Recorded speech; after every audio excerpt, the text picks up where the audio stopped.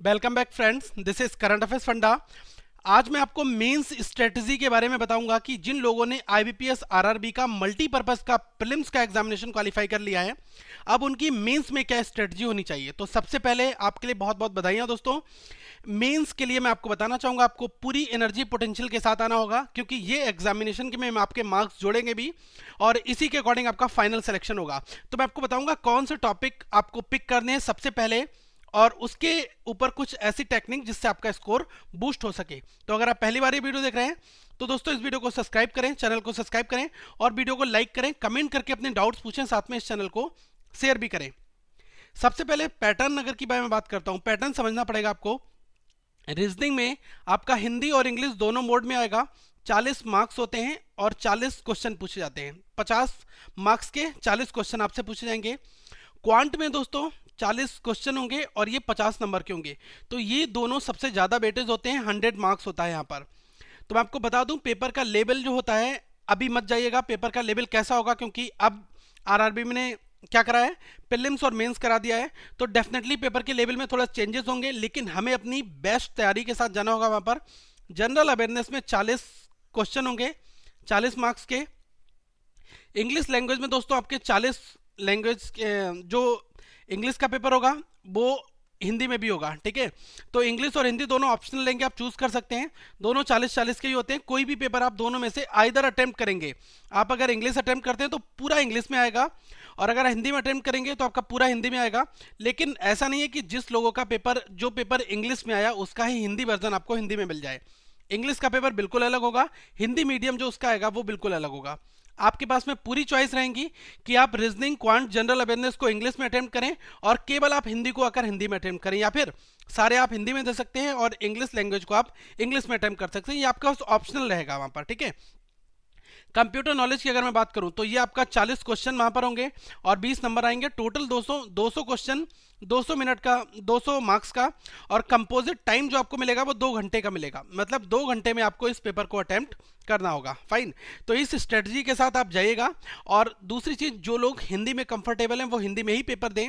अगर उन्होंने हिंदी में अच्छी प्रैक्टिस की, मैं बहुत कोशिश करना चाहूंगा कि आने वाले दिनों में मैं आपके लिए हिंदी के कंप्लीट सेट ला सकूं, ताकि आपके एग्जामिनेशन में आपको एक पैटर्न समझ में आए। ओके, और इस वीडियो में मैं बुक्स के बारे में भी आपको बताऊंगा कि कौन सी बुक आप हिंदी के लिए फॉलो करें। देखो, रीजनिंग की अगर दोस्तों मैं बात करूं तो रीजनिंग आपका क्या है, 50 मार्क्स का है, बहुत स्कोरिंग भी है। तो आप अभी से ये मान के चलो कि सैलोगिज्म के 5 क्वेश्चन, इनइक्वलिटी के 5 क्वेश्चन और कोडिंग डिकोडिंग के 5 से 10 क्वेश्चन, तो टोटल जो है आपका यहां पर 20 नंबर का ये पैटर्न आपसे हो जाएगा, ठीक है। कोडिंग डिकोडिंग की अगर मैं बात करूं तो ये आपकी 15 की भी हो सकती है। जैसे आपसे 5 नंबर क्या है, नंबर कोडिंग पूछ लिया, 5 नंबर आपसे अल्फाबेट कोडिंग पूछ लिया। तो कोडिंग डिकोडिंग का रीजनिंग में काफी इंपॉर्टेंट रोल होता है। ओके, और ये पेपर क्लरिकल लेवल का हो रहा है, तो यहाँ पर ये रोल इंपॉर्टेंट है। तो जो सबसे ऊपर वाला पोर्शन है इस पर आप बहुत प्रैक्टिस करें और हर एक टाइप को कवर कर लें। मैंने इसके ऊपर सब वीडियोस प्रॉपर बनाई हुई हैं, आप प्लेलिस्ट में जाकर ये सारी वीडियोस देख सकते हैं। दूसरी चीज दोस्तों, मशीन इनपुट का क्वेश्चन क्लरिकल लेवल में बहुत ऑप्शनल हो सकता है, बहुत रेयरली आ सकता है, आएगा तो बहुत बेसिक लेवल का आएगा। तो आप इसको एक बार देख के जरूर जाएं। बाकी पजल और सेटिंग अरेंजमेंट की अगर दोस्तों मैं बात करता हूं तो ये आपका कम से कम 15 मार्क्स का रहेगा। आप 2 तरह की पजल पर बहुत अच्छी प्रैक्टिस कर लो। जैसे जो 4 लोग बैठे होते हैं, 1 2 3 4, ये साउथ की ओर फेस हैं और ये 4 लोग हैं नॉर्थ की ओर, तो इनके ऊपर वाली पजल आप बना लो। दूसरी चीज, एक सिंगल लाइन है, इसमें नॉर्थ की ओर सब लोग फेस करके बैठे हुए हैं। एक इस टाइप की पजल की बहुत प्रैक्टिस कर लो, जो ये क्वेश्चन लीनियर अरेंजमेंट का होता है। कभी कभी क्या पूछ रहा है, सिंगल लाइन में कुछ लोग नॉर्थ की ओर हैं, कुछ लोग साउथ की ओर हैं, नॉर्थ की ओर हैं, कुछ साउथ की ओर है। तो ऐसी पजल्स की भी प्रैक्टिस करें। आने वाले दिनों में केवल हम प्रैक्टिस के ऊपर फोकस करेंगे। इस चैनल पर जो भी वीडियो हम अपलोड करेंगे वो प्रॉपरली आपके एग्जामिनेशन के पॉइंट ऑफ व्यू से होगी, क्योंकि सिलेबस ऑलमोस्ट हमने सिटिंग अरेंजमेंट का कंप्लीट कर दिया है। तो अगर आप बेसिक से देखना चाहते हैं तो वहां जा सकते हैं। बाकी हम जो एग्जाम के क्वेश्चन आए होंगे उनको बनाएंगे। और दोस्तों मिसेलिनियस की बात करूं तो ब्लड रिलेशन, डायरेक्शन सेंस और रैंकिंग, ये आपके मिसेलिनियस में 5-5 नंबर में पूछ लिया जा सकते हैं। तो अल्टीमेटली रीजनिंग में हमें, आप समझ में आपको आ गया होगा कि हमें पढ़ना क्या है बेसिकली, क्योंकि बहुत लोगों को यही नहीं पता होता कि उनको पढ़ना क्या होता है। तो मैंने आपको यहाँ पर टॉपिक बताए हैं, अब सब कुछ आपके ऊपर डिपेंड है कि आपको किस तरह से इनकी प्रैक्टिस करनी है। अभी आप सिलेबस पर मत जाओ, क्योंकि एग्जामिनेशन में क्या है कि आप एग्जाम के पेपर सॉल्व करो ऑनलाइन प्रैक्टिस सेट बनाओ, जितना हो सके उतना ऑनलाइन बनाओ और उसका एनालिसिस करो। दूसरा, अगर मैं क्वांट की बात करूं तो क्वांट में केवल हमें इतनी चीजें पढ़नी होती है। अरिथमेटिक को भी अब भूल जाओ थोड़ी देर के लिए। सिंप्लीफिकेशन और अप्रॉक्सीमेशन 10 नंबर का, आपका 10 से 15 number. Number series 5 marks. Quadratic आपका ऑप्शनल रहेगा, आ भी सकता है नहीं आ सकता है, अगर आया तो बहुत इजी आएगा 5 मार्क्स का। डेटा इंटरप्रिटेशन आपको कम से कम 2 DI मिलने की संभावना है वहां पर। 2 DI आप मान के चलो कि आपको मिलेंगी वहां पर, और DI की प्रैक्टिस कर लो आप। मैं बता रहा हूं जो DI हमने कराई हैं उनके ऊपर बेसिक्स आप अपने स्ट्रांग कर लें, क्योंकि लगभग हमने 25 के आसपास DI आपके लिए दिए हैं। तो ये सारे क्वेश्चंस आप बना के जाएंगे एग्जाम्स में, आपका स्कोर डेफिनेटली इंक्रीज होगा। दोस्तों, अरिथमेटिक की अगर मैं बात करूं तो अरिथमेटिक में कुछ ऐसे क्वेश्चंस हैं जो आते ही आते हैं, जैसे कि आपका प्रॉफिट लॉस का क्वेश्चन हो गया, टाइम एंड वर्क का, पाइप एंड सिस्टर्न का क्वेश्चन, SI और CI का क्वेश्चन, या फिर बात करें परसेंटेज का क्वेश्चन आ जाता है, या फिर आपसे एजेस का क्वेश्चन पूछा जाता है, एवरेज का क्वेश्चन पूछा जाता है। ओके, और एक क्वेश्चन आपसे यहाँ पर जो टॉपिक मैंने बताए इनसे एक एक नंबर के क्वेश्चंस आपके बनने की प्रोबेबिलिटी रहती है। ओके, तो हमें इस पर फोकस करना है। और साथ में क्लेरिकल में कुछ ऐसे क्वेश्चन भी आ जाते हैं, जैसे अगर मैंने कहा कि हेलो, HELLO, हेलो को आप कितने तरीके से अरेंज कर सकते हैं। Vowel always come together, vowel do not come together. तो ये कॉम्बिनेशन वाला पोर्शन रहता है, तो आप परमुटेशन कॉम्बिनेशन के बेसिक क्वेश्चन को जरूर बनाकर जाएं, ये वहां पर आपको देखने को मिल सकते हैं। ओके, ये भी सारे क्वेश्चन हमने कराए। आप हमारी प्लेलिस्ट में जाएं और थोड़ा वर्क करें, प्लेलिस्ट में फिल्टर करें कि कौन सी वीडियो आपके इंपॉर्टेंट क्या है, उसको बुकमार्क कर लें और उसको देखना स्टार्ट कर दें। अब बात करते हैं जनरल अवेयरनेस की।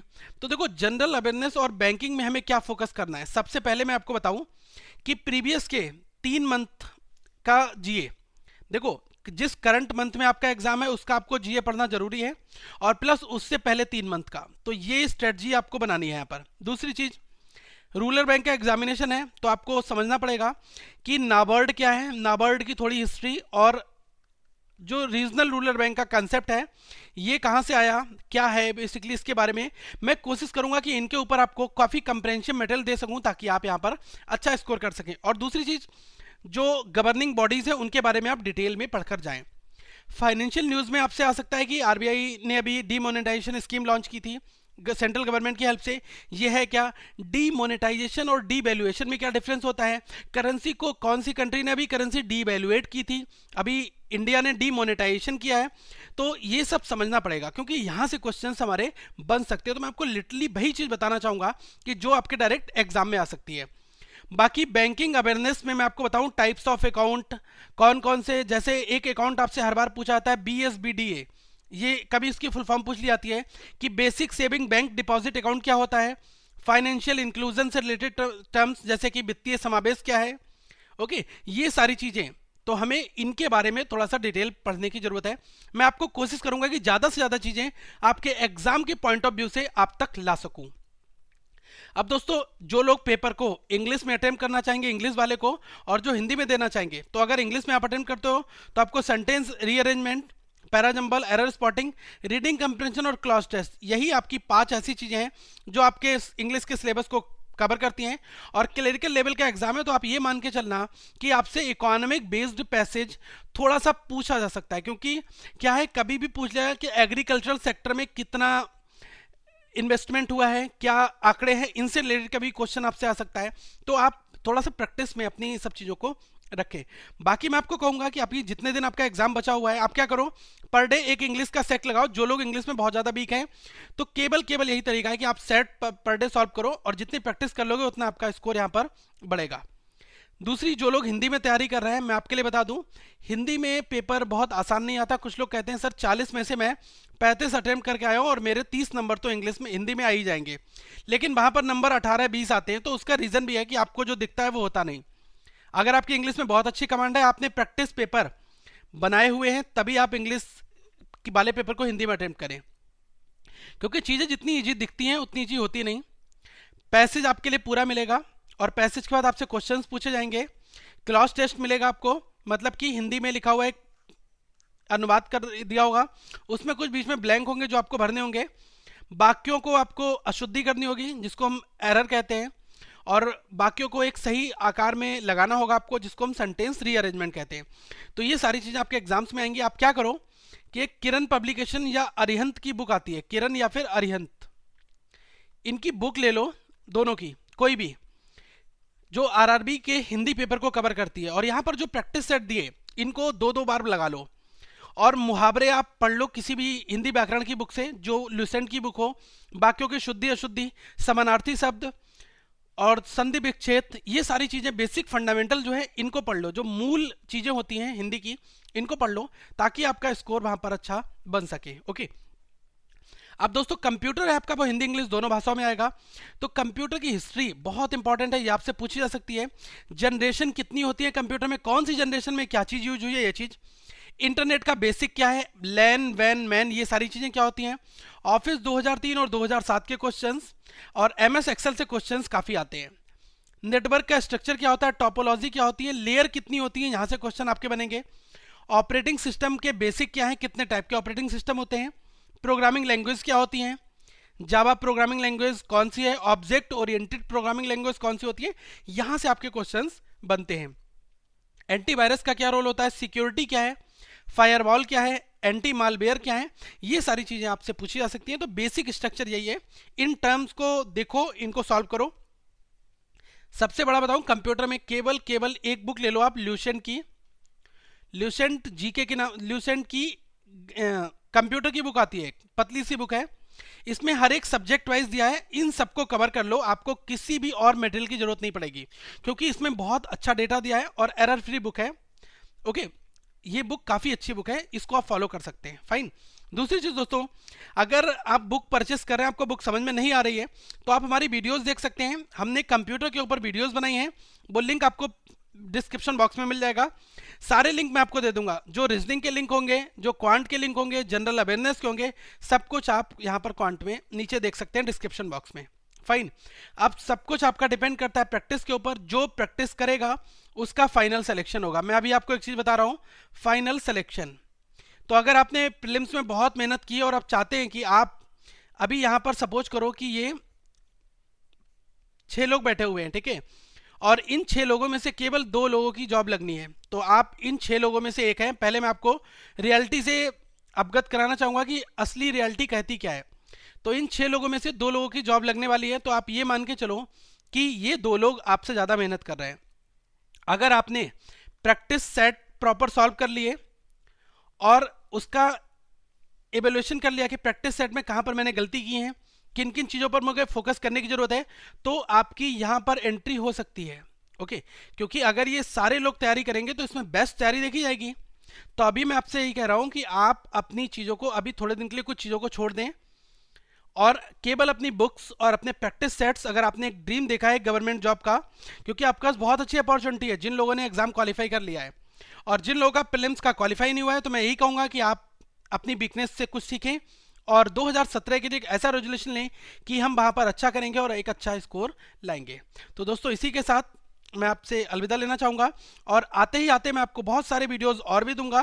साथ में इस वीडियो को सब्सक्राइब भी करें और हमारे चैनल को लाइक करें, वीडियो को लाइक करें, और ज़्यादा से ज़्यादा लोगों को इस चैनल के बारे में बताएं, ताकि जो लोग कोचिंग अफोर्ड नहीं कर सकते वो भी इन वीडियो के माध्यम से कुछ सीख सके। तो इसी के साथ मैं यही कहना चाहूँगा कि आप लोगों को बताएं इस चैनल के बारे में। Thank you friends, have a good day. सारे के सारे लिंक आपको डिस्क्रिप्शन बॉक्स में नीचे और पहले कमेंट पे मिल जाएंगे।